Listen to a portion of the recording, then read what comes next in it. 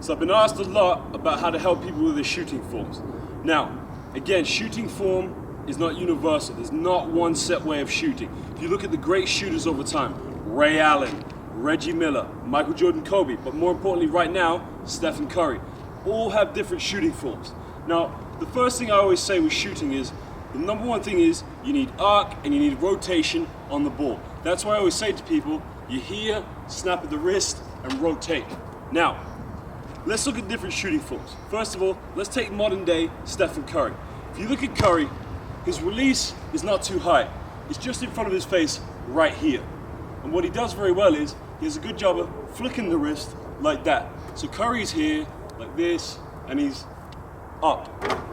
All right? Now, let's go to Ray Allen, okay? Ray Allen's a very different shooter. One thing I always emphasize when I want you to shoot the ball is always have your legs bent to give you a lot of power.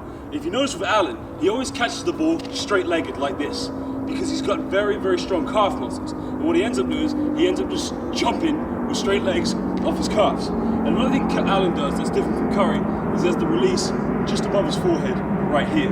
Now, Allen's a different shooter, but he's one of the greatest three-point shooters of all time. That's how it's different. You notice that the two aren't very similar. Let's go to Reggie Miller. Now, Reggie Miller is one of my favorite players of all time. Reggie Miller, in my opinion, had the most ugly shot of all time. Sorry if you're watching this video, Reggie. You're great, but your shot's ugly. Reggie Miller, at sometimes when he followed through, his arms would cross like this. So almost looked like he made an X shape. He'd follow through, and it'd be like that. But you know what? He was one of the greatest. Now, let's take Kobe Bryant and Michael Jordan. What did those two have in common in their shot forms? Their release was so high. It was up here.